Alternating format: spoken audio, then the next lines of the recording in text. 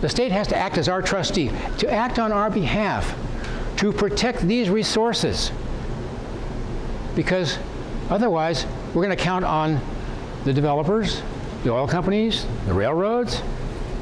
You know, when Peter Douglas when he was hired by Cerroti back in 1971, he was a neophyte, pretty much wet behind the ears. He loved the ocean, and he thought, well, writing a coastal law, which would be my job, that shouldn't be so hard, and getting it passed. Why? Because Californians love the coast. They love it, and they're going to protect it. And so he ran that idea by somebody else on Cerroti's staff, another attorney, and Peter Douglas said, you know, how can this be so hard to get this law? And then the other staff attorney said, writing the law will be easy. Getting it passed will be nearly impossible. And so Douglas had to learn why the role of moneyed interests, the politics of Sacramento. It was a baptism by fire, because he was working in Sacramento, and he had to work with all the key committees there and learn how you get legislation through. By this point here, Peter Douglas was described by one coastal commissioner as a bare-knuckled Machiavellian political operator. Steve Blank. I've seen him at Coastal Commission meetings a number of times, and I think that was bullseye. He hit the nail on the head. By this point, he knows how the system works. And people who knew Peter Douglas said he was so sharp, so brilliant, he could see around corners. He could politically, legislatively. Action A would result in this, B, and B would result in C, and then you'd have D, and voila, One of the people I interviewed was Lou Calcagno. Lou Calcagno, what I'm talking about now is an attempt in 1996 to fire Peter Douglas. And Calcagno said, I didn't want to fire him. In the Coastal Commission meeting that was held in 1996, summer of 1996, was in Huntington Beach at the City Hall. And he said, Lou Calcagno told me, I had to have an armed guard escort to get out of there. He said, I was afraid for my life, because of all the surfers turned out en masse. I mean, the place was filled with Douglas supporters. Well, how did this turn out? The California Coastal Commission decided not to vote on this issue. And Calcagno said, I think that the reason they didn't vote, in his view, was that if we had succeeded, and he wasn't even sure that they could succeed, even with an 8-4 majority, but had they succeeded, the Republican Party would have taken a beating in the next election, because Peter Douglas had that kind of support in California. But this is what I saw, minus the sea otters, when we were sitting in his living room. And he said, if it hadn't been for Peter Douglas, this would be all homes, because there were plans underway at that time to develop it. It was the Coastal Commission under Peter Douglas's leadership that stopped that from happening.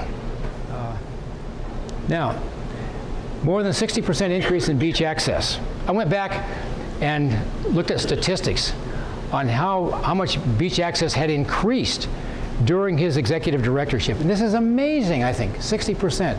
Now, the argument that you'll hear, that we've all heard, is that sure, we can protect the coast, and we can have beach access, we can let everybody go to the beach, but look at the California economy. Look at all the money that we're losing. The economy is going to suffer. And in fact, I read one article in the USC Law Journal that said basically the economy is going to tank if this coastal law passes. This was 1972 or 1976, one of the two. And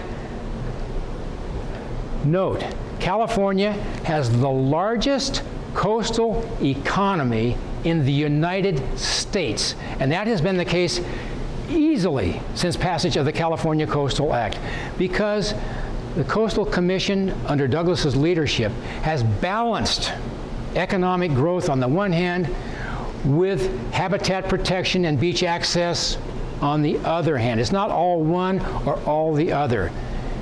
And it takes a lot of judgment, it takes a lot of wisdom to balance those two factors. Now, living in a beach city, we all know people who have run up against the California Coastal Commission, and they've got this gripe or that gripe, how they've been injured by it. But I'm saying, look at the aggregate. Look at the picture on the whole. What would California look like had we had no Coastal Commission? Go back to the 1920s Huntington Beach slide that I showed you. That's what we would have. We would have the New Jersey coast. We would have the New York coast. We would have the Texas coast, the Louisiana coast. That's what we would have. He mentored a generation of younger coastal leaders. I've had the privilege of interviewing a number of them. One of them is Chad Nelson right here in Laguna Beach. Extremely talented young man, totally committed to coastal protection, and he regarded Peter Douglas as a surrogate father. That's very, very, very moved by it. Mark Massara, an environmental attorney. I sat down with him and interviewed him in Santa Monica at a Coastal Commission meeting. Same thing. Peter Douglas was like a surrogate father to him. Serge Dedina, down in Imperial Beach. Last I heard, he was the mayor of Imperial Beach.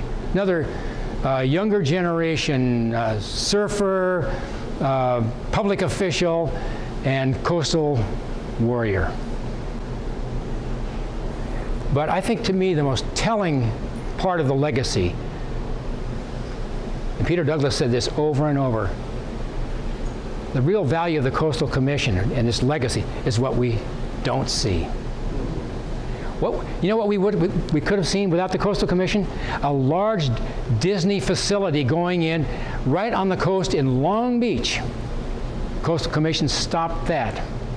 So we don't know how many development projects would have gone through and would have just taken away more and more coast. And Douglas's view is that once it's lost, it's lost. That's why you have to fight for every inch of it.